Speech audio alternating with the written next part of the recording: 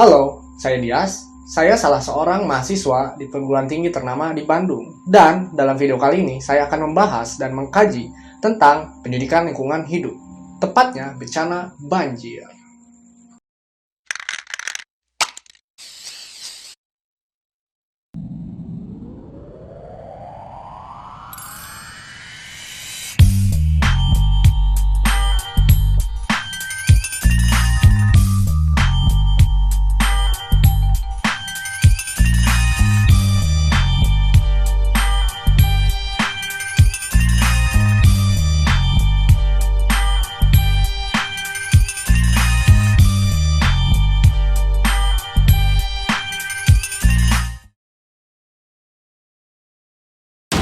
Kita ke sorotan lain, saudara. Tingginya curah hujan membuat air Sungai Citarum kembali meluap dan merendam permukiman warga di Kecamatan Dayeuh, Solok, banjir Kabupaten bandang Bandung, menerjang. Jawa Barat. Jumat pagi ini ketinggian air atau ketinggian banjir mencapai 1 meter. Banjir yang merendam ratusan rumah warga ini terjadi setelah hujan deras sejak Kamis lalu. Air semakin tinggi pada malam hari dan belum juga surut hingga mengganggu aktivitas warga. Di 2 desa di Kabupaten Bondowoso, Jawa Timur pada Sabtu sore. Banjir bandang diduga berasal dari tumpahan air dari Gunung Suket yang tak mampu lagi menampung air hujan.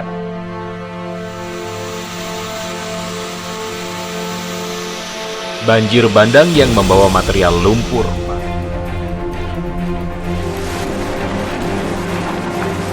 Pengendara motor ini nyaris terseret banjir saat hendak memutar balik saat banjir melanda kawasan Cikutra, Bandung, Jawa Barat. Banjir ini juga membuat pengendara mobil harus mengurangi kecepatan untuk melewati derasnya aliran banjir. Buruknya drainase serta banyaknya material batu serta sampah yang terbawa arus diduga menjadi penyebab banjir.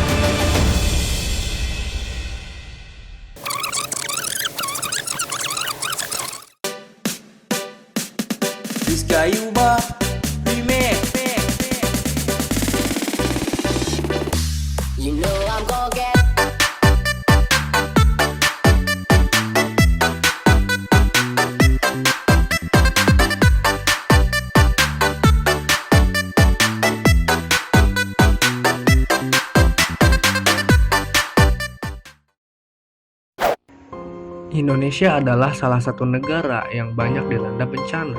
Selama periode tahun 2000 sampai 2011, dari sekian banyak bencana nasional, 77% bencana yang terjadi merupakan bencana hidrometeorologi, di mana salah satunya bencana banjir. Bencana banjir di Indonesia juga menimbulkan banyak kerugian dan korban jiwa. Dan diperkirakan kerugian tersebut belum memperhitungkan bencana banjir dalam skala kecil, kerugian imaterial, dan kerugian tidak langsung yang tidak sedikit jumlahnya.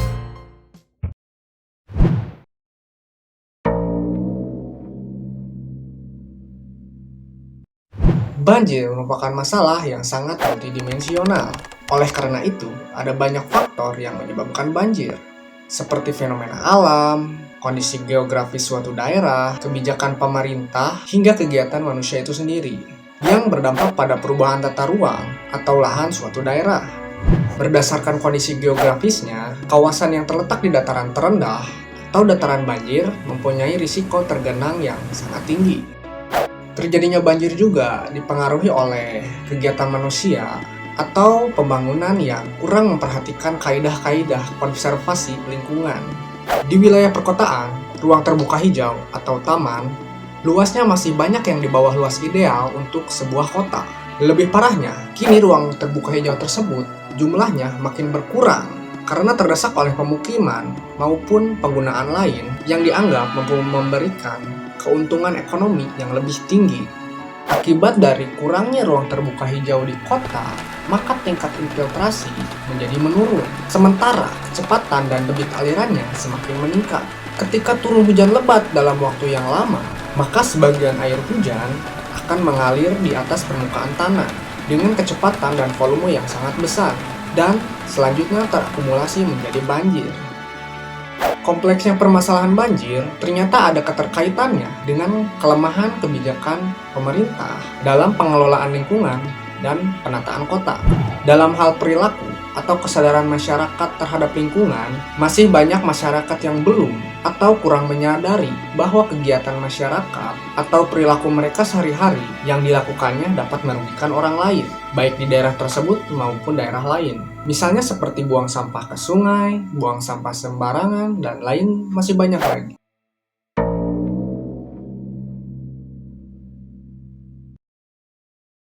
Secara umum, dampak banjir dapat berakibat langsung maupun tidak langsung. Dampak langsung dapat lebih mudah diprediksi dibanding dampak yang tidak langsung. Dampak yang dialami oleh daerah perkotaan tentu berbeda dengan dampak yang dialami oleh daerah pedesaan, di mana jika di perkotaan itu didominasi oleh pemukiman, sedangkan di pedesaan didominasi oleh areal pertanian. Ada beberapa dampak yang dapat diakibatkan oleh banjir, yaitu adanya korban jiwa, hilangnya harta benda, kerusakan pemukiman, kerusakan wilayah perdagangan dan industri, kerusakan area pertanian, sistem drainase, dan irigasi. Dan yang terakhir yaitu kerusakan jalan dan infrastruktur. Tentu masih sangat banyak sekali akibat yang disebabkan oleh banjir.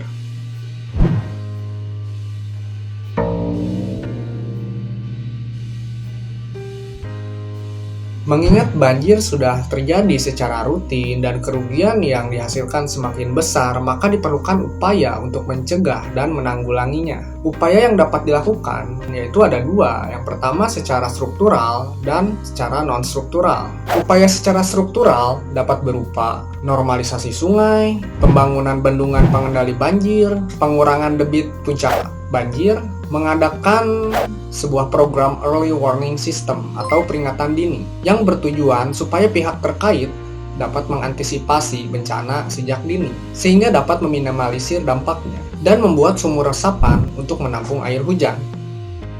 Sementara, upaya non-struktural merupakan upaya penyesuaian dan pengaturan manusia supaya harmonis dan serasi dengan lingkungan. Contoh upaya non-struktural adalah sebagai berikut. Dapat berupa pengaturan maupun pengendalian lahan atau tata ruang, lalu penegakan peraturan atau hukum, dan pengawasan penyuluhan kepada masyarakat.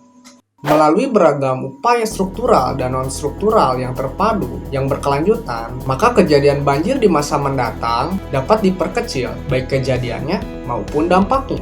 Seperti yang kita ketahui, masalah banjir merupakan masalah yang sulit diatasi karena permasalahannya yang sangat multidimensi, di mana membutuhkan biaya yang banyak dan upaya yang beragam. Tapi yang terpenting dari itu semua, kita sebagai umat manusia diperlukan kecerdasan dalam berpikir, kesabaran hati, dan kesadaran dari diri kita selaku penghuni bumi untuk terus menjaga dan memelihara lingkungan hidup kita. Saya Dias, saya ucapkan terima kasih telah menonton dan menemani saya pada video kali ini. Semoga kita bertemu pada video selanjutnya.